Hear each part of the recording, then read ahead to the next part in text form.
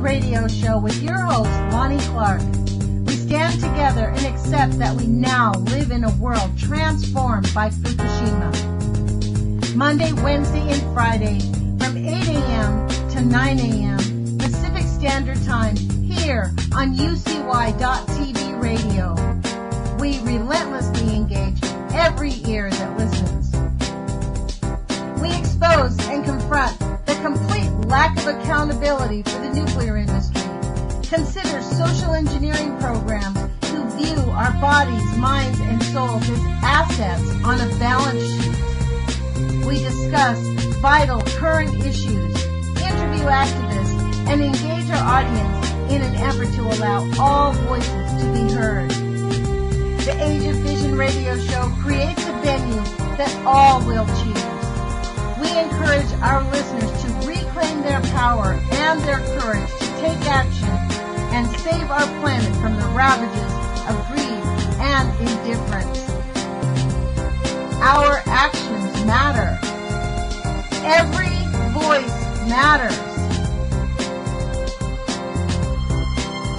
We remind our listeners that happiness is resistance.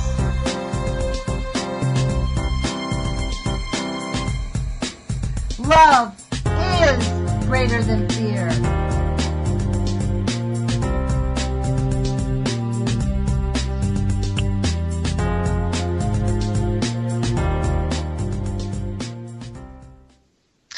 Good morning, UCY.TV radio listeners. This is Lonnie Clark with the Age of Fission radio show. Thank you for joining us. Today is Manhattan Project Monday, and we like to talk about the events of the aftermath, I guess, of the Manhattan Project. And today we have back on with us our guest, Matt Hulstrunk, who is a citizen scientist, really, who basically got the fear of God put in him when Fukushima happened, got busy and began to really understand what was going on. So we only have an hour, so I'm going to introduce Matt right away. Matt, thank you for joining us. Oh, glad to be here, Lonnie. It's awesome. So why don't you explain a little bit how you got into this? Because as you said, you're a citizen scientist. What's your background and how do you, what Matt has been doing is taking RADNET information and graphing the Pacific Basin, correct? Yes. So how did you get into that, and how did you begin? Like, I have looked many times. It's very difficult for me to comprehend this stuff. How did you get into this, and how long did it take you to get up to speed, and once you give us a synopsis of your current work? Sure. So, like most people, I listened to the news happening in 2011, heard about a big earthquake there, and the problems that they were having with the reactors. And based on the limited knowledge that I knew back then, I knew it was a very, very serious event, especially when they started having a very long time before they were able to get any sort of power back on to cool any of the reactors or the spent fuel pools over there. And so that really put a lot of fear into me, and the fear was based on not knowing, not really understanding what was going on. And so I decided I was going to spend some serious time to try to look at it and try to figure out what I'm hearing is truth or is it something else. And at that point, I had no idea about the RADNET system that we had. I had no idea we could get it, that the general public could get on and download data and look at that data in various ways. And what I've been doing is looking at that data on a spreadsheet, like an Excel spreadsheet, and then that has the ability to graph what the data points are, so you can have a quick visual look and understand if it's what's happening here. You can see the spikes, you can see the dips, you can see the areas where, well, you can't see the areas, but there are areas in the data where they don't even give you data. Wow. And so then you have to go back and manually put in on the spreadsheet those hours. You have to expand the graph and put those hours in, and then plug an estimated value of what you think is in there. And there's a lot of reasons why they could have data that they're not showing. Valid reasons, or like reasons just to keep us from knowing what the information is?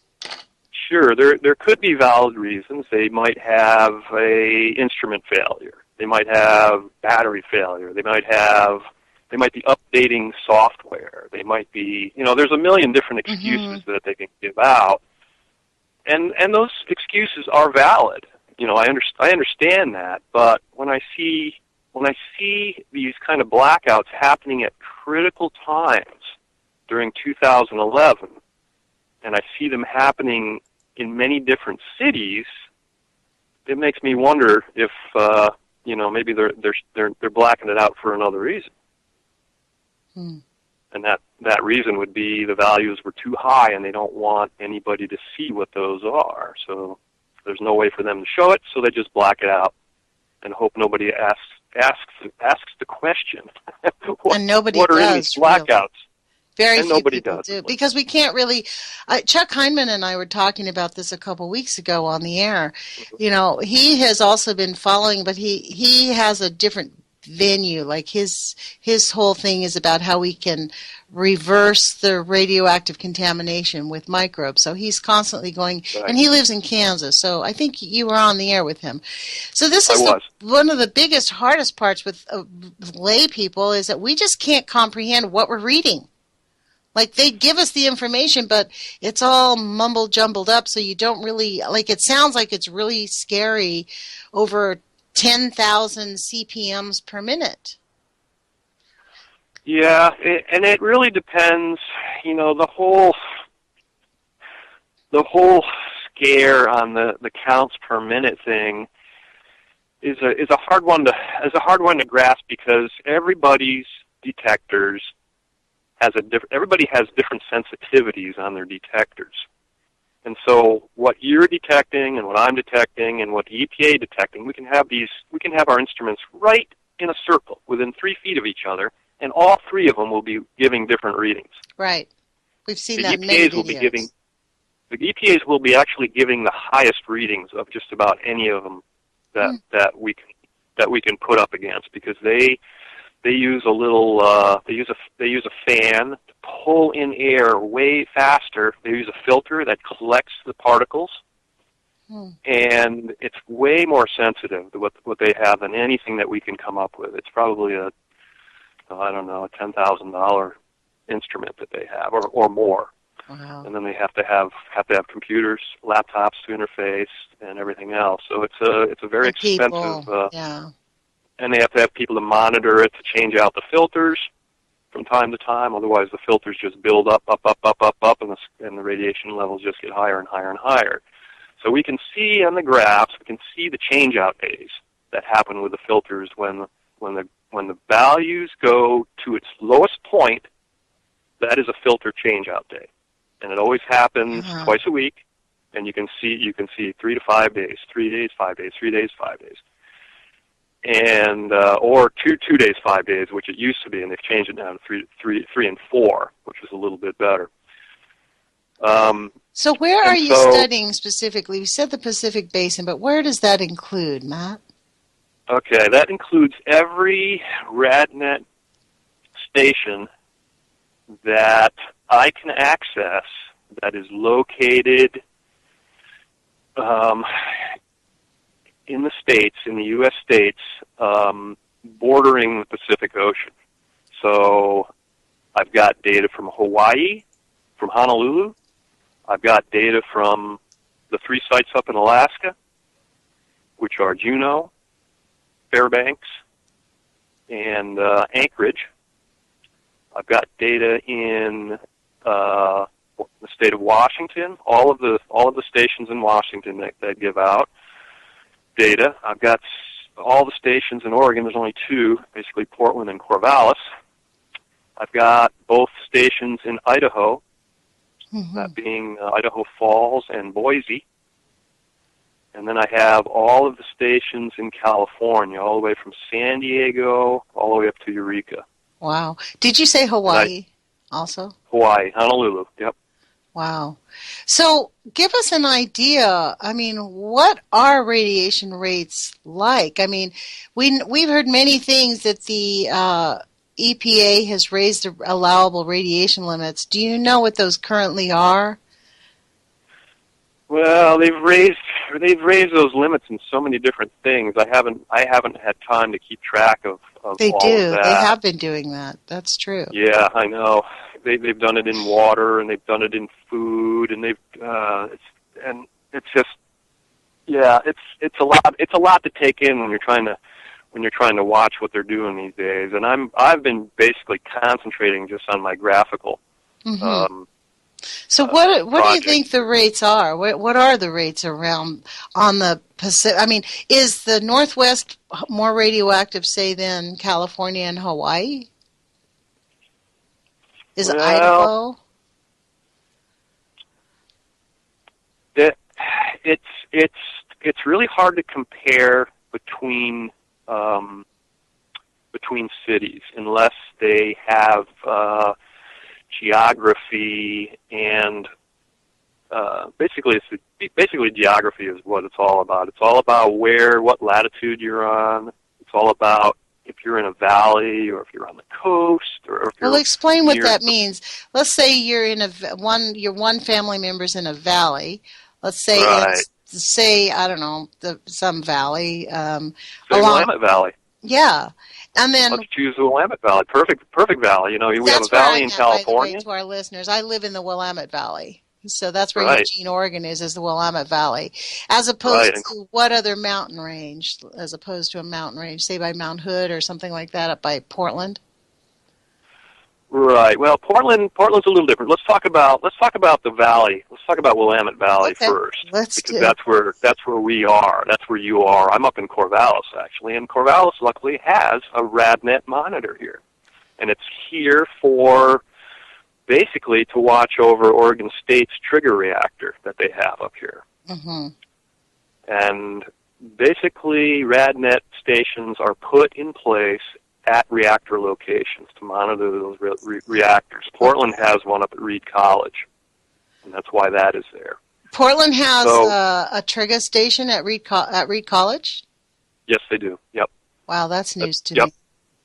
Yep, it's part of their nuclear engineering program. And basically, if they have a nuclear engineering program, they'll have a reactor. So that's how you tell. But then you look at RADNET and you see one there and you go, oh, that's the schools. Unless they have a power reactor. Okay. Yeah, unless they have a power reactor. So it's either probably near a power positioned to the power reactor or near the trigger stations. Yes. Interesting. Yep. Okay. So anyway, in the Willamette Valley here, the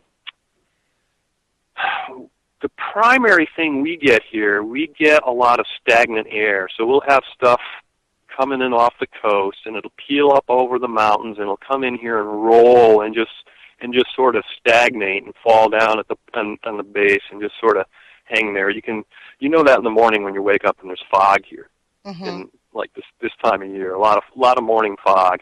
Right. And if you get up on a high mountain and look down, you can see it. It's just the whole valley is just this ocean of a blanket of clouds, of white. Yeah, exactly. And unfortunately, a lot of these bad radionuclides that came off of Fukushima like to hang out in clouds. They are water soluble, and they love being there. That's just their thing. And one of the bad ones is the cesium. Very, very water soluble. And it's a. What are the radiation levels or the radioactive contamination levels in our area? What are they like? I mean, what's the range? Well, is it going down or does it go up and down and up and down? Basically, from what I've seen on the graphs, it started off at the highest points in 2011. In 2012, there was typically a drop, although a lot of them had even higher readings in 2012. And then there's typically a big drop after the initial hit. But then it rebounds. It'll come back up and then go back down and come back up and come back down. And I'm talking years here in duration doing this up and down thing. Yeah, well, And so that's unfortunately, what we've I've had seen. 6 years, unfortunately. Yeah, and I've seen this up and down thing. It's currently, depending on site, and it depends a lot on the site. Some of them are going down. Some of them are actually going up in levels. And so, there are other factors here at play other than just Fukushima. There are other releases, other things going on that I have a hard time explaining to myself and explaining to anybody else. Why is it that 2015 has the highest levels at these cities? Well, I don't really know. There's 2015 has the highest levels since 2011. Is that what you're saying? On some cities. Yep.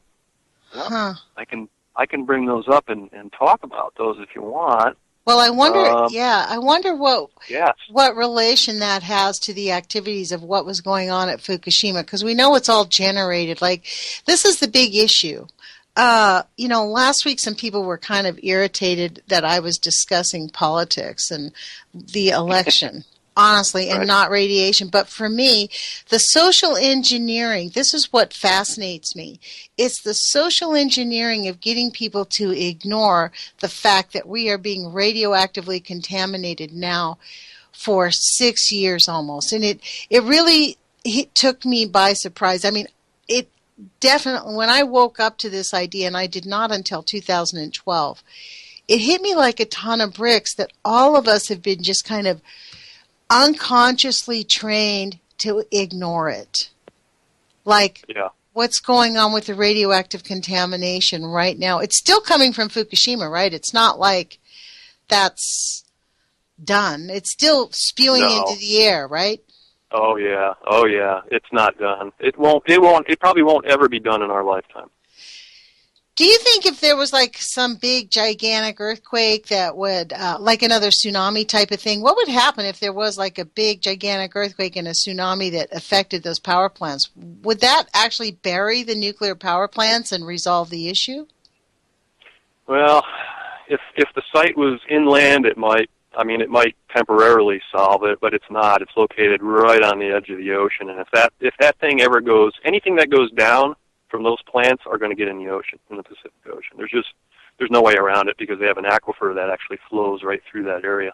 And it actually probably is getting into it. That's it is. Yeah. really the issue, isn't it? So, what are the? I'm really dying. What are the levels of radiation coming here in Willamette Valley? What are we talking about in terms of contamination? Well, we've got my study was on basically two types of radiation. The first one I got into was the beta radiation, which is a pretty bad one. It's one that you don't want to get inside you because it can do a lot of damage and cause cancer. Mm-hmm. It's not the worst one. Alpha is actually the worst, but beta is one that we can really easily measure. Alpha is not easy to measure. So they had beta measurements, and I was following those, graphing them out until they decided that for some reason they didn't want to show beta anymore. And when did that happen? Well, they've been slowly bleeding it off. But it's been chopped in its entirely on the Pacific West Coast as of this year, as of spring of this year. The last monitors went off. So we have no more beta to look at. And beta was a good one because it was one of the more sensitive of the radiations that they're analyzing. Any little gamma is a little bit slower to have peaks and valleys. Beta was like right there, right on it. It showed some beautiful daily fluctuations up and down, and the gamma really wasn't showing that until I started looking at the gamma 2 graphs, which were pretty close to following my beta. So now I've transferred over to gamma 2, which is in the 100 to 200 keV range, and includes things like uranium and plutonium.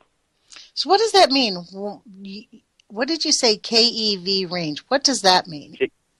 So that's an energy value that gamma has, and it has a big spectrum of energies depending on the different isotopes, and it goes all the way from 100 all the way up to, golly, I think it's up in the 2000s.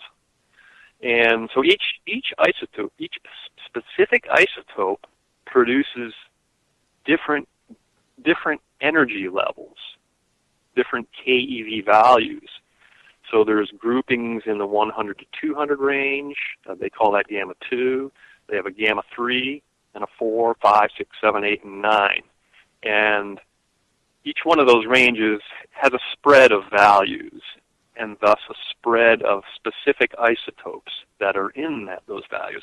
And so the EPA wants to know quickly, what isotope are they seeing here when they get something that's spiking a little bit? What could that be? Could that be one of the markers of a fission reaction, or a meltdown, mm-hmm. or a burning of a spent fuel pool? So they wanted to have those. So they broke the gamma out that way to really try to pinpoint what's going on quickly. Mm-hmm. You can now, do that with beta too. Are all of those gamma rays toxic? Are any of them like not so harmful, or are they all just really super toxic? Well, they're all what you would call ionizing radiation. So they all damage our DNA, material. our blood cell. Material. No, just material. Any kind of material, it will damage. It will the gamma ray will come out and hit an atom and change it, and knock an electron out, or do something to it, and actually change the physical characteristic of it, whether it's a tree, a person, metal, plastic, That's glass. why we had the Wigner effect, right? That's why we have the what? The Wigner effect. Have you Yes. heard? Yeah. It's that. See, that's why we're having all these unknown airplane crashes and weird things happening. Exactly, and the plastics, they really are sensitive to radiation too. Really? And oh yeah, I've actually looked into a lot of the different rubbers and plastics and what the problems are, and I'm not surprised from what I'm reading, what I've found, that they're having problems with their windshields on the airplanes. Really? And that is why? Because of the radioactive contamination in the air? Well, the higher you go, the closer you get to those radioactive fields that are up there too. I mean, they have the Van Allen belts up there, right? Yeah, you mean the naturally occurring, the one that's there for real, the one that's been there since forever. Well, they don't know. They don't really know how long it's been there. Is what my take on it. In fact, the Russians were back when they first found those things. The Russians were claiming that the U.S. produced them up there from all the atomic testing that we did. Wow. And then the U.S. turned around and said, and accused the Russians of producing the other one. There's two of them up there. One's a negatively charged one, and one's a positively charged one. And so they were playing the fingers back and forth at each other. What year was this, Matt? When was this? This was back in the 50s, in the late 50s. Yeah. And then the U.S. started having, of course, they sent up satellites, and they started having their little Star Wars issue, and the Russians developed a big laser that they were using to disable some of our satellites, and the U.S. wanted to put a stop to that. So they came up with this plan called Operation Starfish Prime. And this plan was to detonate a nuclear device high up in the air and load the Van Allen belts with radiation to knock out satellites and stuff. And so they shot that thing up. It went off. They did it? They did it. They didn't know what they were doing. They had no idea. They just came up with this crazy idea. They just shot and radiation into the atmosphere? Yeah, so they put the bomb up there. It was like a 50, I think it was like a 50 megaton bomb, pretty good size, way bigger than Hiroshima or Nagasaki. And it really loaded up the Van Allen belts with radiation, way more than they thought. And they figured the stuff would only be there for 2 days. Well, it lasted for years. Wow. And it's really hard to find information on exactly how much radiation they put up into the belt during that time, but it knocked out a lot of our satellites. The U.S. satellites and the Russian satellites got fried from that radiation. That was before they had shielding on the adequate shielding on their satellites. Wow, and so, that's kind of shocking. I've so never heard that. Yeah, there's a lot of things out there that are really shocking that I've been finding lately, and of course, the more you look, the more you find.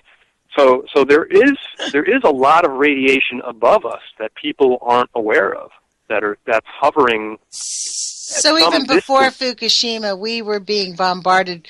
I mean, not just from the nuclear testing that happened in the 60s, but from them shooting radioactive contamination into the atmosphere intentionally.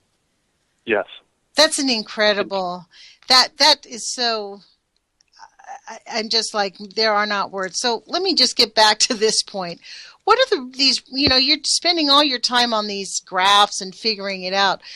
Let's just take our little valley here where we're at. What does that mean? What are the contamination levels at?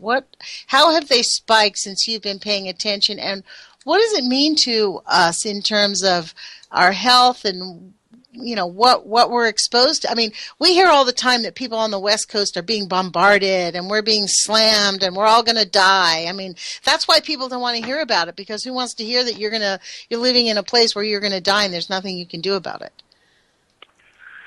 Yeah, it's I guess people have to just start believing in reincarnation in order to get over this really crazy. I wouldn't call it crazy fear. It is a well-founded fear that it is going to affect us, and may not be affecting us quite yet, but because of this issue of latency, where it has affected us, it just hasn't shown its ugly head yet, right?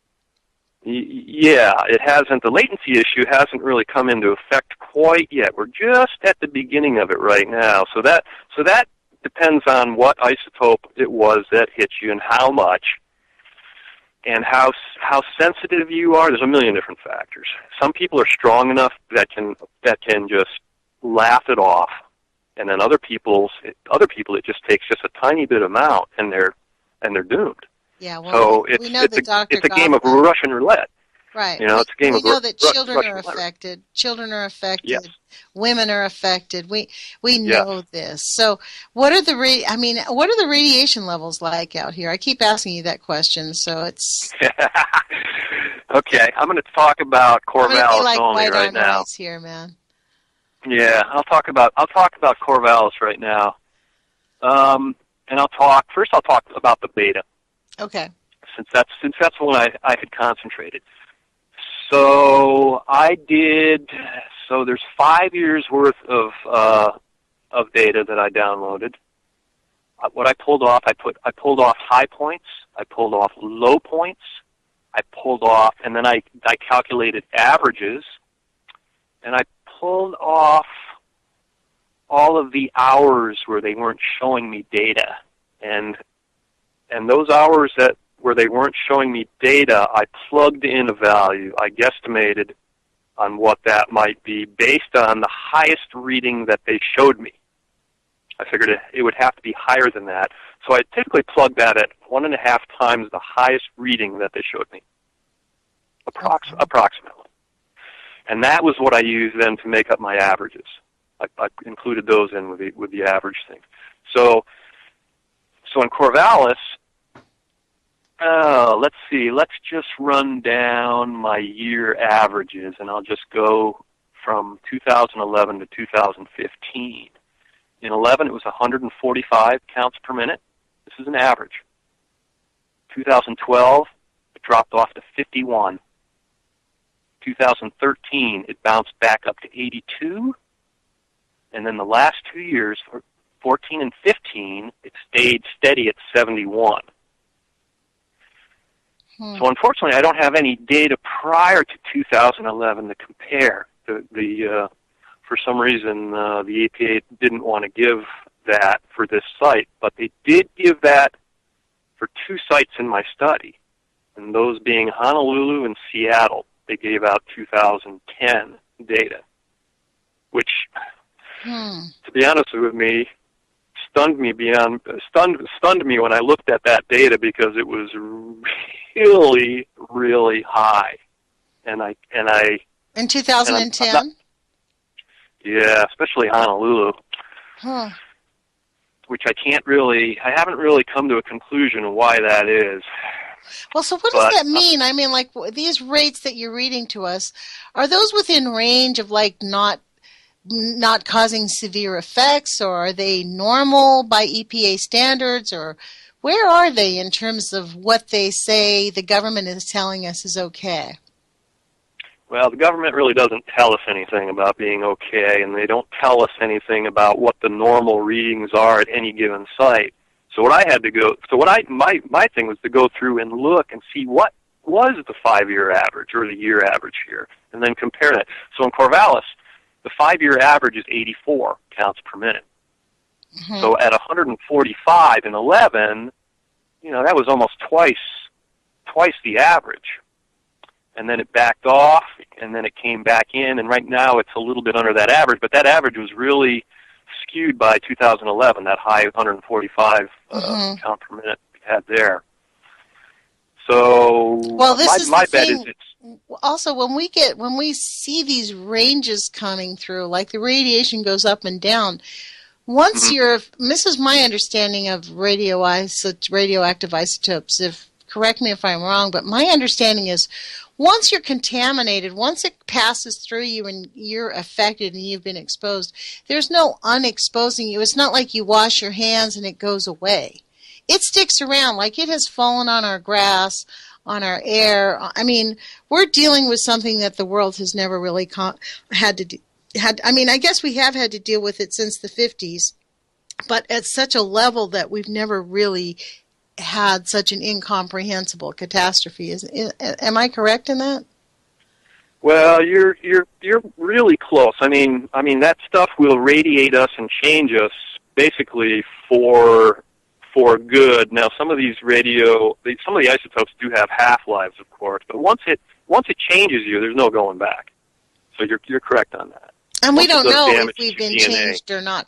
I mean, there's really it just lays in there. We don't know which cell which organ where a cell has been affected. It just sort of sits there in hiding. Like, I know many of our listeners have seen pictures of, say, rice with radioactive isotopes in it, right? We've seen all these pictures coming out of Japan where it's like this little tiny, tiny, tiny black dot on a grain of rice.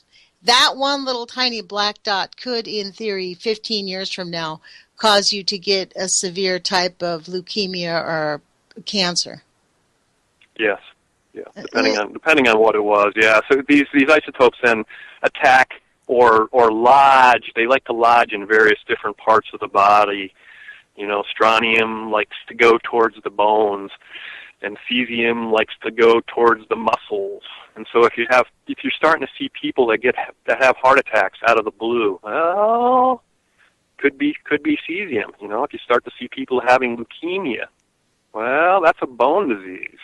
That's from bone marrow, and that's pointing towards strontium. What about tritium? What happens with tritium? Because New York City is just off the charts with tritium right now. And many cities around the country, I read a report that said many cities have tritium in its water. Yeah, it's that's one of the ones where they don't really want to tell you much about. Tritium isn't one that initially was on my radar. That's only come up just recently with everybody, with all these reports of it, in our water. Yeah. it's in our basically water. tritium Like, is, we're pretty super screwed because there's no getting tritium out of our water. There's nothing they can do. They can filter practically everything else out from what I've read. They cannot yeah, filter out tritium, period. right, right. It just is there. It's, if you try to evaporate it, it goes up with the evaporation, so it's in the air. Yeah, I mean, it's obviously It's a hard not a one, good. yes. It's obviously not good. You don't want to be drinking it if you can stay away from it, and you don't want to be breathing anything that's vaporized in the form of a cloud. And unfortunately, there are places where we live that have a lot of fog and a lot of clouds and water you can't live without. So it's probably going to get in everybody at some point, and it's just a matter then of how tough your body is, whether you have your immune system up to a point where you can handle this kind of damage, and your body can take those damaged cells and get rid of them and come up with new ones. Mm-hmm. Well, it's a really hard thing because it's something that we can't really control, right? I mean, that's one of the things, that there's nothing that they don't have any way how to get it out. Right. And we can't, and it's only going to get worse if they continue to, run these nuclear power plants. It's only going to get worse. And they should stop all that insanity, and they should try to concentrate on what they're going to do with the radioactive waste, like they said 50 years ago when they first started doing this. They said, "Oh yeah, eventually we'll come up with a plan, but we don't quite have the technology right now." And so they just sort of pushed that aside while they were making all the profits off of nuclear power. And they still haven't figured out a way to do it. And that's got to stop. We have to turn these guys around and say, "Look at what you're doing. Clean that up first, then we can talk about nuclear power. If you can't clean that up, don't bring it back on the table. Don't try to come up with an excuse like global warming to bring this back, because it's not going to happen. You can't substitute one thing that's super bad for another thing that's super bad. That's not going to happen." And we have to really draw that line in the sand for them. Well, one of the things that I've, read consistently, and I think this is why they're not freaked out, is most of the nuclear scientists are adamant that tritium is not harmful, that by the time we inhale it and ingest it, it doesn't really have any effects. Yeah. Well, they said that about a lot of the isotopes before they figured out there was a latency thing going on too, right? So who knows what the latency is on the heavy water? I don't really know. I don't think I've read anything on that yet. Well, I know Dr. Goffman said that there is no safe exposure to these radioactive nuclides that are man-made nuclides like this, that are released through man-made efforts. Right. Our body has no defense. Yeah, our bodies weren't developed to have that kind of defense, so there is none.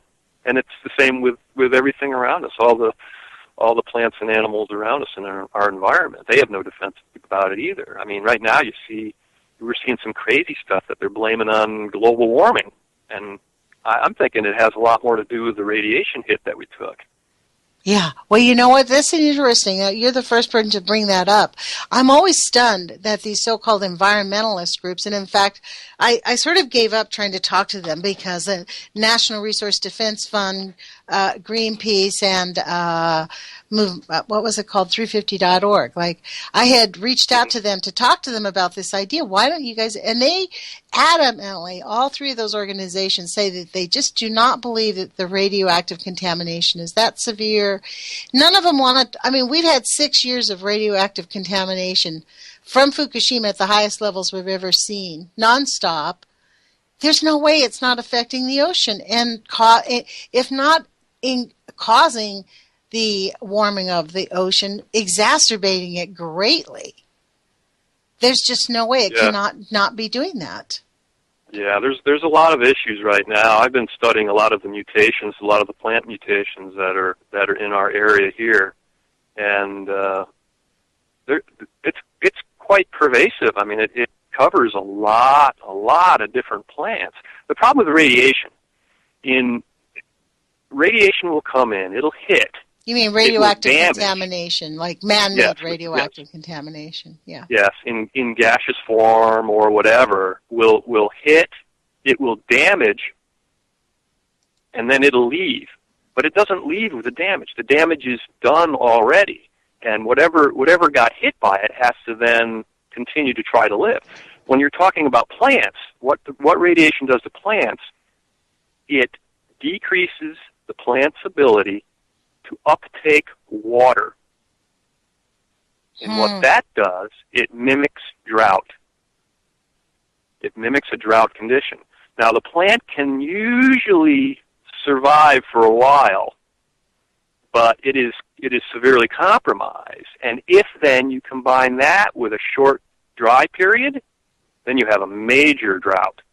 At least it looks like a major drought because everything's dying off. And why is it dying off? Well, there's a drought going on. Well, there were two things going on with that. The first thing was the radioactive hit, which caused the trees to lose their ability to handle drought. And so that is what I believe is happening right now, and nobody else is talking about it. I think I'm the only one with that theory.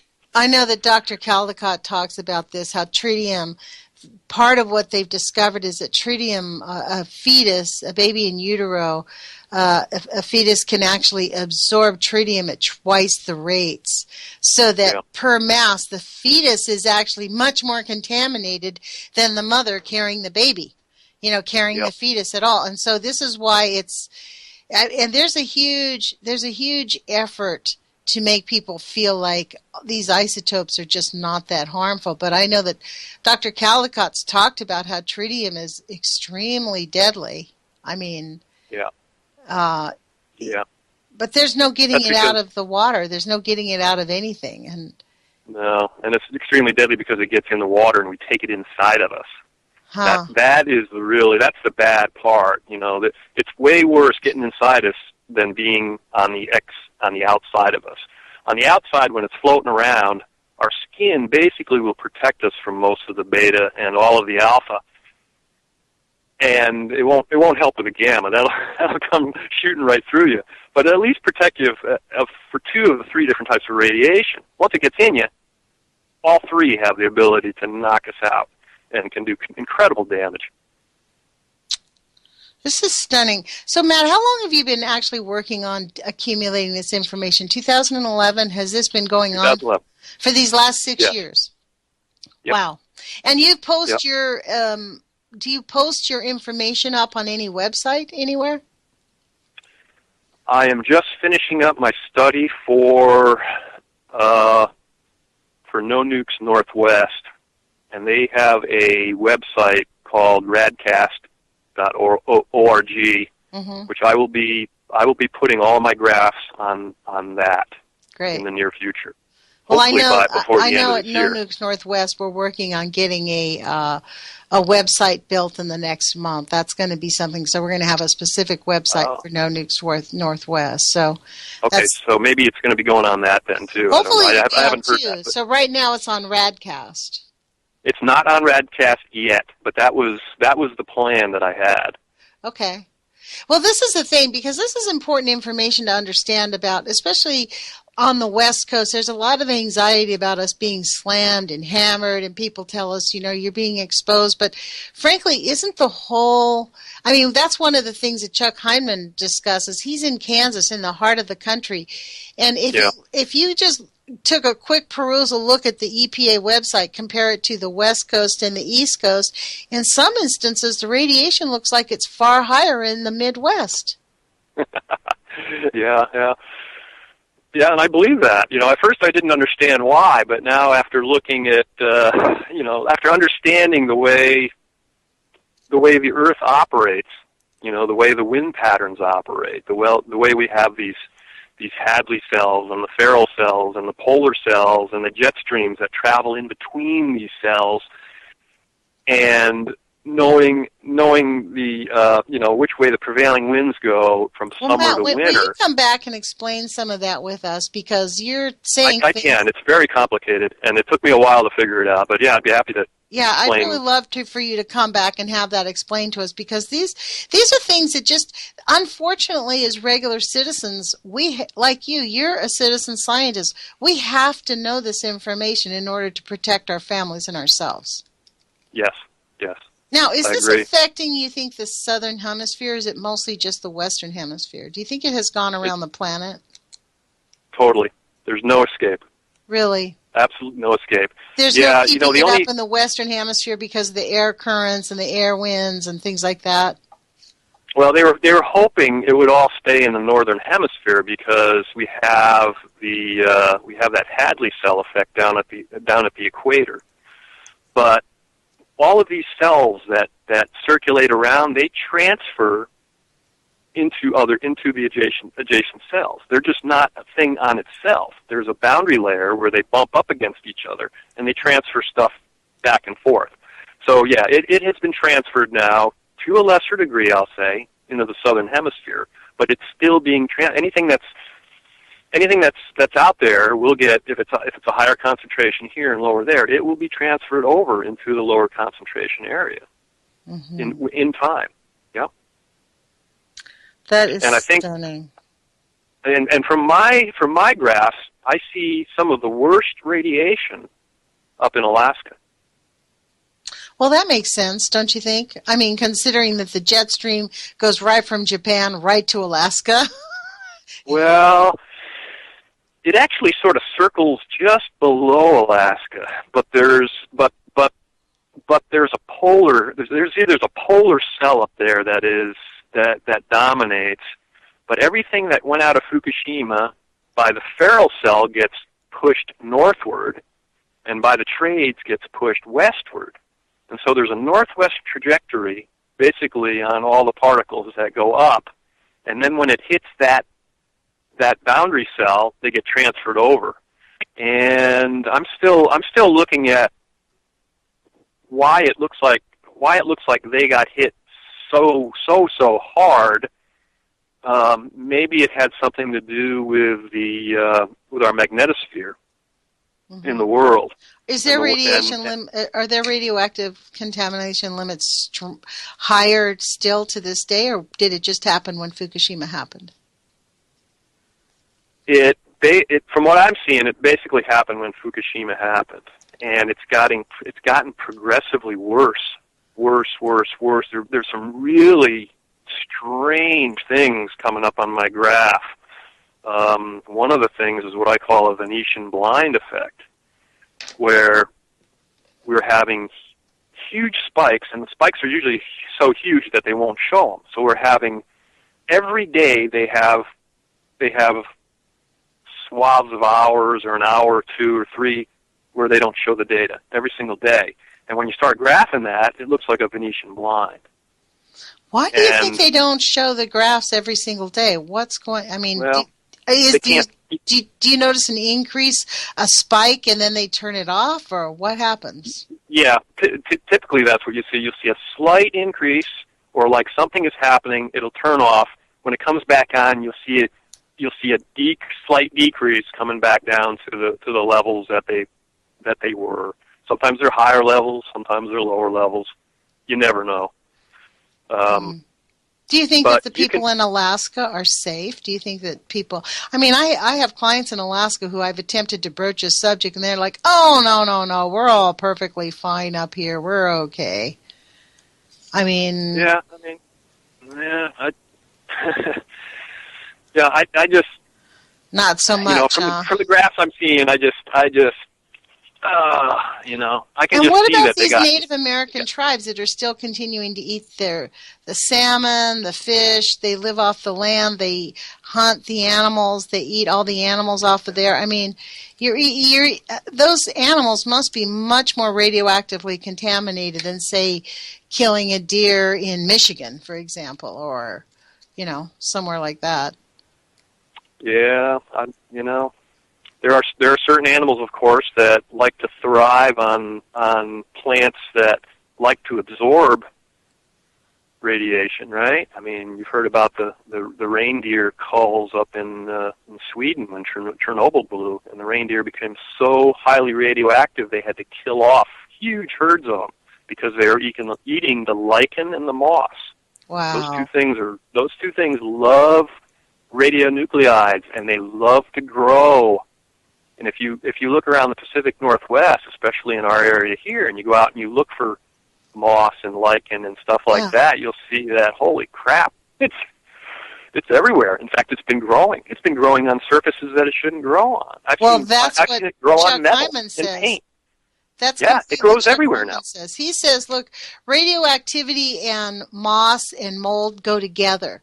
That's why we see an increase in moss and mold around the planet. If you look at Chernobyl, he says it's full of mold, full of lichen and things that had never really grown there before because it grows with the radiation. The radiation attaches to it. That's why I have him on regularly. He's going to be coming on in the next couple of weeks, but we talk about you can buy microbes. He sells a product with these microbes that have mega microbes in it. You dump it on on a regular basis, like every quarter or every once a month or every quarter, depending on the size of your land. Dump your microbes on the land. It actually absorbs the radioactive contamination and regenerates the land to keep up with the bombardment of radiation from the rain. So that whole thing is very interesting about how the mold is growing everywhere. We've noticed it here in the Northwest. Oh, yeah. I mean, if you go out and you look at, you don't have any problem collecting huge swaths of lichen that fall from the trees now. And in fact, in my backyard, I've never seen this. And I've been there since '04, and the grass used to always be just grass, and now it's just littered with lichen that's falling off of the fir trees, just littered. And you look down the streets, and it's all over the place. And you look down if there's any water flowing down in the gutters. Sometimes it's just fully green with algae. Algae is another one that likes to they use this stuff. They use the nuclear radiation actually as food. Those plants consider that a food source. They don't know any difference. And I've also seen trees, especially the Doug firs here in Oregon, which is a major tree for the timber industry. I saw those get incredibly hurt by the radiation of Fukushima, where it actually mutated the trees that year into producing some very strange shapes. Two in particular that I found that I've cataloged and researched on. One of them I call a 60-40 split, and the other one I call a shark bite. And maybe in another interview we can go over those things, and I can talk to you about what I found there, because those were physical markers of what happened. And you can go out to the trees and look at the Doug firs of a certain age and go, see that spot right there? That's 2011. You can see it in all these trees right here. I have 2 Doug firs in front of my home, and Are they small? No, they're gigantic. They are gigantic. Yeah, the bigger ones are hard to see that in. It's really tough. But the smaller ones, the ones that were maybe 10 years old at the time, so they'd be a 20-year-old tree now, they'll have basically 20% of the trees that I saw had those kind of variations. Well, the one thing we have noticed, and my landlord was commenting to me about this, the tops of the trees look sick. Not the bottom. Yeah, the tops, like the trees. In fact, you'll drive through the Oregon coast and you'll see this beautiful side, and you'll see patches of just the top quarter of a tree completely brown and orange. The rest of it's green. The very tippy top of it is brown. Yeah. And they can't figure, quote, experts can't figure that one out. They don't know why.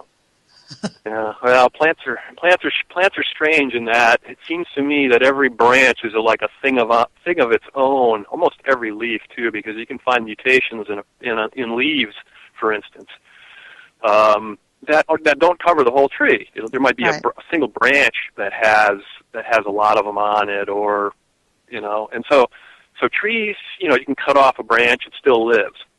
So I think the damage that's happening is specific to the tops of the trees, and I see a lot of that damage here in Corvallis too. You go around and look, it's pervasive. And I don't think, I'm hoping that it doesn't mean the tree is actually going to die, that it's just it's just been wounded, and it will, as long as the lower branches are still green, there's still hope. But I think it has to do with its ability to uptake water, and it can't get water now up to the top of the tree, and that's why it's dying off. That's why the tops are dying off. That makes sense. That actually does make sense, because there's something, there is that inability to absorb water. Well, look, we have just a few minutes left, Matt, and I really want to discuss briefly with you this idea of, here we are living, again, I keep coming back to this idea, we're living on the West Coast, we're being bombarded. You're following the radioactive contamination rates on the West Coast. Obviously, much, much higher than it was 10 years ago, right? How do people cope with this? I mean, what do we do with this information? I mean, is there anything that you've discovered that we can do to protect ourselves? Anything that keeps us safer? I know that comes completely out of left field. You're not an expert, but is there anything in your research that you have found? I think one of the keys would be try to keep the body's immune system as healthy as possible. Because if there's any crack in that immune system, the radiation will find it, and it'll use it to your demise. So you have to keep your body healthy. You have to try to keep taking as healthy things as you can, and it's hard to do when radioactive is now spread throughout everything. Right. One of my biggest issues was that all of a sudden our organic produce is not. It might not be healthy for us anymore, and that was driving me insane. Yeah. That now they've poisoned our last good source of food. Now what do we do? How do we make a non-radionuclide food? We'd have to grow it inside greenhouses now, right? Well, as Chuck would say, microbes, microbes, microbes. Keep bombarding organic food with microbes. I mean, that is really... And in fact, Charlotte Anthony from Victory Gardens for All out here, she's a permaculturist that I've been talking to get her, and we keep doing interviews. She keeps saying, well, I want to make it a better interview. So eventually we're going to get her on the air because we keep pre-recording it. But she says that the microbes, and she agrees completely with Chuck, microbes really are the answer. If we can really get enough microbes into the land, we can at least offset the continual bombardment of it, but it has to be a continual, regular basis of it. It can't just be you put it on your land one time. You have to continue to do it. It has to be a multi-billion-dollar industry, frankly, where we just do it naturally without even thinking. Right. So, but that is an answer. That's a really viable answer that will work. So, I don't know. Yeah. Well, I'll have to think about that.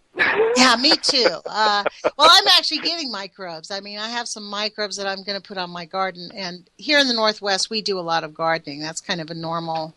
I mean, I came from California, and that was pretty much the first thing you got to learn how to garden. So I feel lucky in that regard because at least I can control some of my food supply.